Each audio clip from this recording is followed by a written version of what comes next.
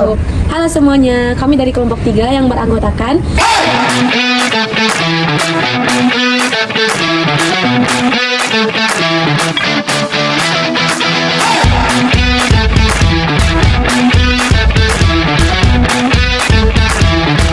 Jadi kali ini kami akan membuat sebuah video pendek mengenai manajemen di dalam kelas. Tugas ini dibuat untuk memenuhi tugas akhir mata kuliah manajemen kelas SD yang diampu oleh Bapak Dr. Andes Muhammadi SPD, MSI, PhD dan Ibu Dr. Ranti Maizatri, MPD. Selamat menyaksikan. Kelas yang kondusif bukan terjadi secara kebutuhan. Di balik suasana belajar yang menyenangkan, ada guru yang terampil untuk mengelola kelasnya. Tapi, bagaimana kalau kelas itu penuh dengan tantangan? Yuk kita saksikan Ibu Guru Rahma menghadapi paginya bersama kelas 4B yang terkenal aktif.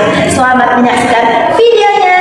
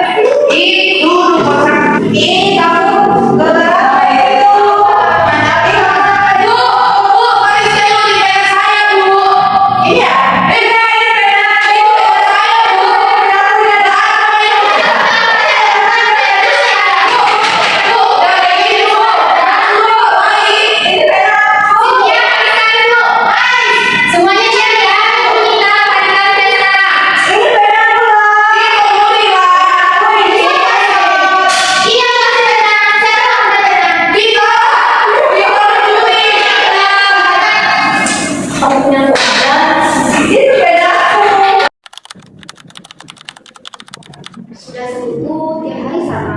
Aku berteriak, mereka jadi betah. Lalu ribut lagi. Apa yang salah ya?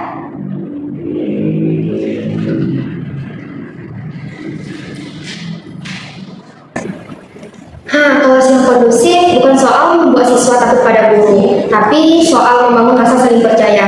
Mungkin selama ini salah fokus, bukan siswanya yang bermasalah, cara aku mengelola kelasnya yang perlu diubah.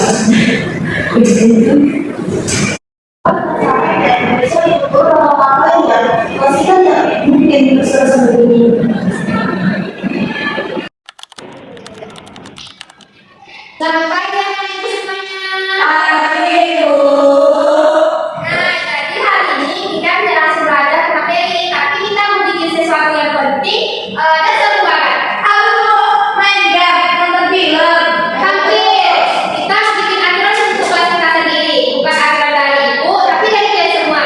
Jadi kalau kalian mau kelas 4B jadi kelas yang menyenangkan, menurut kalian aturannya seperti apa ya? Kita kalau belajar nggak boleh ganggu teman. Baik sekali. Jadi nanti kita tulis di sini aturannya tidak mengganggu teman saat belajar. Nah, selanjutnya siapa lagi yang mengusulkan aturan untuk kelas kita? Tidak? Saya, Bu. Boleh nggak, Bu? Kalau aturannya boleh tanya tanpa dialog bodoh, Bu. Tidak, itu justru yang paling penting. Tidak ada pertanyaan yang bodoh. Jadi kita tulis bebas bertanya ya. beneran ditulis. Makasih, Bu. Apakah semuanya setuju dengan aturan yang kedua? Setuju. Bu, saya mau bertanya. Gabriel, Ibu, boleh aku lakukan peraturannya satu, Bu? Kalau ada yang di aturannya dilakukan, kita ingatkan baik-baik aja terlebih dahulu, Bu. Jangan langsung menghukumnya, Bu. Bagaimana, Bu? wah Gabriel itu peraturan yang bagus sekali. Jadi kita tuliskan peraturan selanjutnya ya. Nah, Rizka, kamu belum ada usul nih. Kamu mengusulkan apa untuk aturan kelas kita?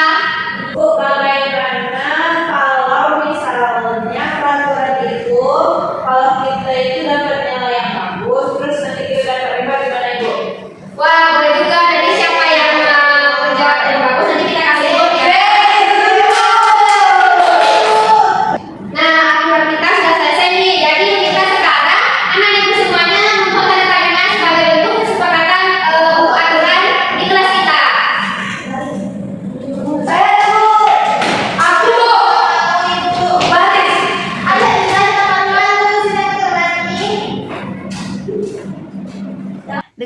peraturan bersama, siswa tidak hanya mengetahui peraturan tersebut, tetapi merasa memiliki tanggung jawab pada dirinya masing-masing. Dan itulah kunci kepatuhan sesungguhnya.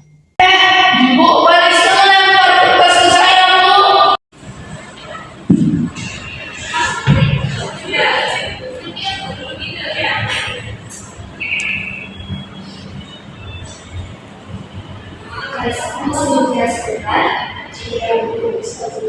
Tadi dia kamu lempar kertas kepada Cynthia. Kenapa kamu melakukan hal tersebut? Kamu masih ingat kan kesempatan kita minggu? Ingat, Bu. Kamu kan ingat kesempatan minggu dan kamu juga ikut menerima. Jadi sekarang apa yang harus kamu lakukan? Maaf, Bu. Kesempatan dia kita harus maaf. Dan ini kan aku bersedia.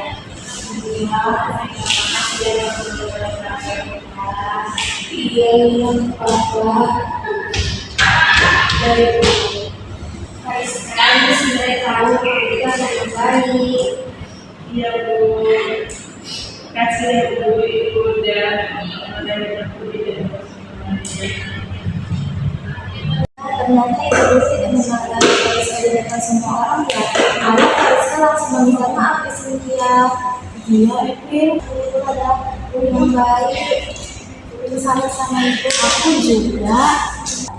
Mendekati siswa secara pribadi dan mengingatkan mereka tentang kesepakatan yang mereka buat sendiri, lalu mendorong mereka menemukan solusi, itulah respon humanis yang membangun harga diri, bukan meruntuhkannya.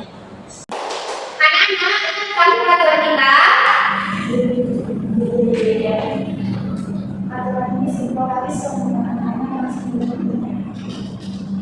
Nah, luar biasa. Sekarang kita mulai presentasi kelompok ya. Ini prosedurnya. Satu orang berbicara, yang lainnya mendengarkan dengan hormat. Nah, siapa kelompok pertama yang mau maju? Bu, kami juga mau maju. Kami, Bu. Saya, Bu. April, aku presentasi bagian pertama ya. Saya duluan, Bu.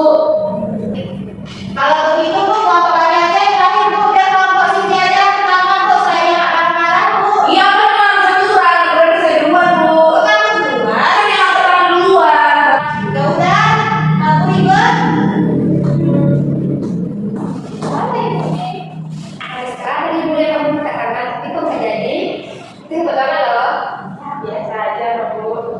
Itu termasuk sabar karena kamu lebih memikirkan teman daripada diri kamu sendiri. Terima kasih, Bu. Sinyal sederhana yang konsisten bisa menggantikan teriakan, dan pujian yang spesifik bukan sekedar bagus, tetapi menyentuh hati siswa jauh lebih mendalam.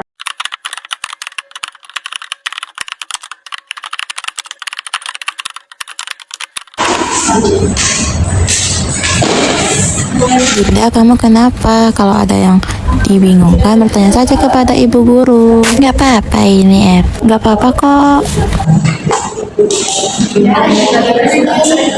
Ibu, aku nggak ngerti Bu yang itu soalnya habis banget. Oke, kita sama-sama ya. Kamu udah sampai tahap yang mana?